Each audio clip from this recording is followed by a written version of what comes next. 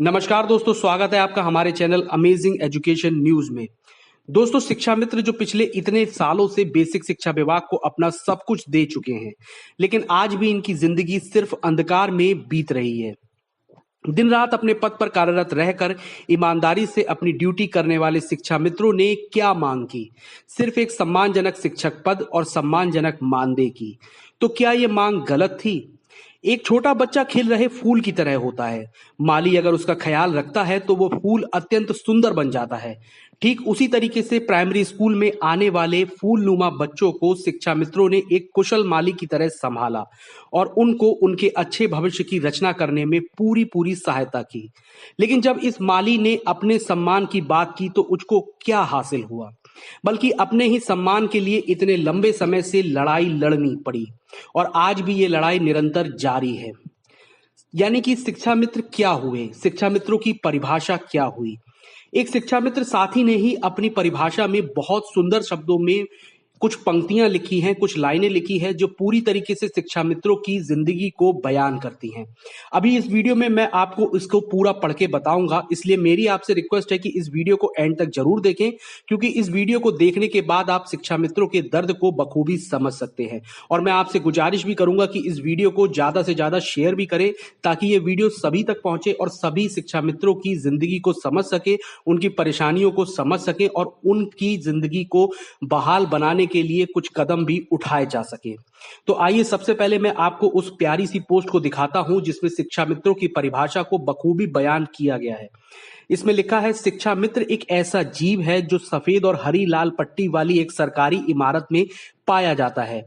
वह एक कर्मचारी है जो मल्टीटास्क परफॉर्मर है, जिससे सरकार उससे उसके मूल कर्तव्य यानी शिक्षण कार्य सहित अन्य सारे विभागों के वो कार्य लेती है जो सरकार को राजस्व उपलब्ध नहीं कराते हैं।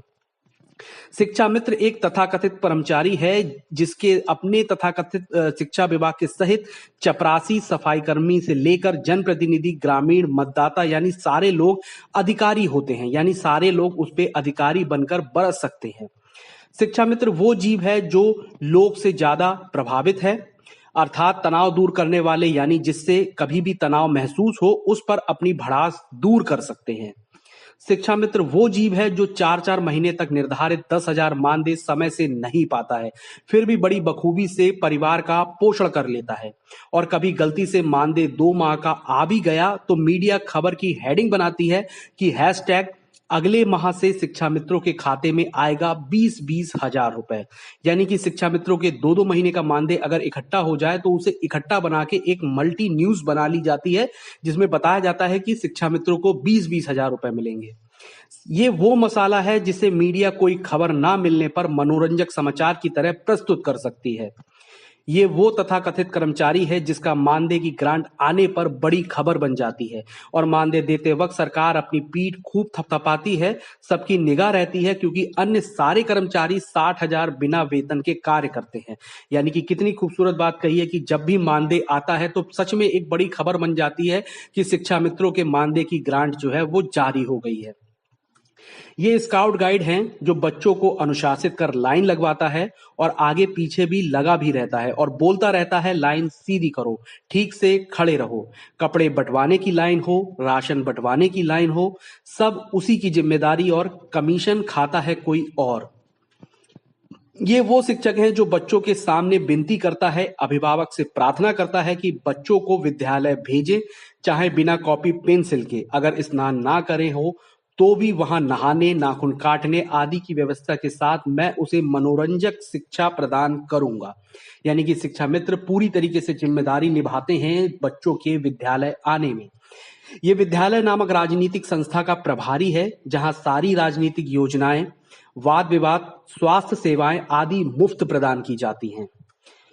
ये वो डॉक्टर भी है जो सरकारी आयरन की गोली पूरे प्रिस्क्रिप्शन के साथ पोलियो टीकाकरण, जापानी इंफ्लुएंजा आदि वितरित करता है, और यदि उसका कोई साइड इफेक्ट हो जाए या रिएक्शन हो जाए तो भले ही उसका उसमें कोई प्रत्यक्ष भूमिका ना हो, फिर भी जिम्मेदारी लेकर जेल जाने हेतु सदैव प्रस्तुत रहता है।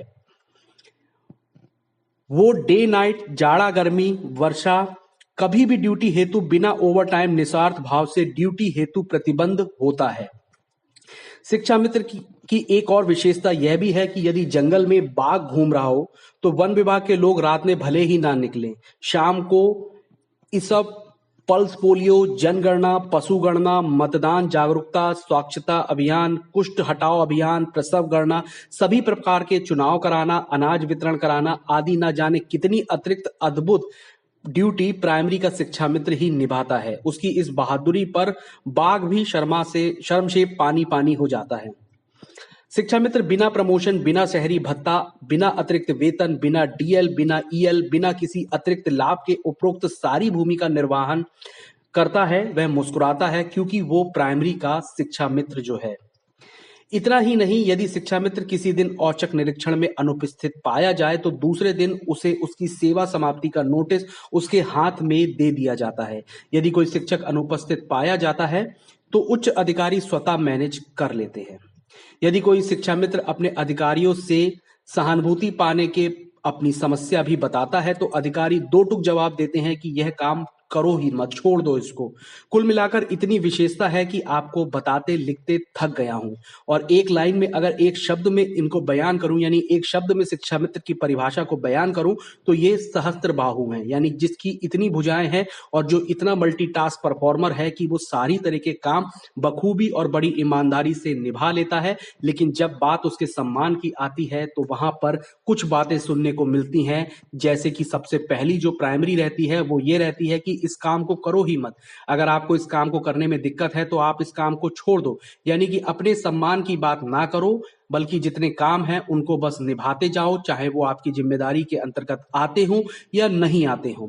अब इस परिभाषा को पढ़ने के बाद आप शिक्षा मित्रों की इस समय की हालात को, इस समय की भूमिका जो उनकी शिक्षा विभाग में बनी हो, उससे आप भली भांति परिचित हैं और इस बात से भी परिचित हो चुके होंगे कि शिक्षा मित्र अपने काम को बखूबी करने के बावजूद भी आज भी अपने मानदेय को लेकर, अपने सम्मान को लेकर एक लड़ाई लड़ रहे हैं, एक जंग लड़ रहे हैं। उन्हें सिर्फ एक मनोरंजन का एक राजनीतिक मुद्दा बना दिया गया है जिसमें सभी लोग अपनी अपनी राजनीतिक रोटियां गर्म करते हैं।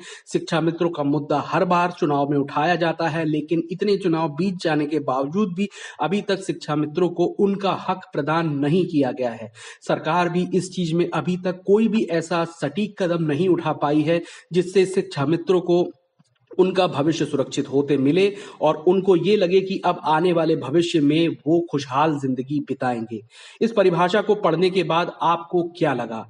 आप अपनी बात को मुझसे शेयर जरूर करें। एक बार कमेंट बॉक्स में जाकर ये बात जरूर बताएं कि इस परिभाषा से आप कितने ज्यादा प्रभावित हैं और क्या आप शिक्षा मित्रों को उनकी इस संघर्ष में, उनकी इस लड़ाई में सहायता करना चाहते हैं। अगर आप सहायता करना चाहते हैं तो प्लीज इतना सा काम जरूर करें कि इस वीडियो को ज्यादा से ज्यादा शेयर करें, लाइक करें, ताकि ये सभी तक पहुंचे और सभी लोग शिक्षा मित्रों की इस समय की हालात से परिचित होकर उनका साथ दें और उनके एक सुनहरे भविष्य की रचना में योगदान भी प्रदान करें। अगर वीडियो अच्छी लगी हो तो प्लीज इस वीडियो को लाइक शेयर जरूर करें और अगर आप चैनल पर नए हैं तो चैनल को सब्सक्राइब करके बेल आइकन जरूर दबा लें ताकि आप शिक्षा विभाग, शिक्षा मित्र, अनुदेशक किसी से भी जुड़ी किसी भी खबर को मिस ना करें।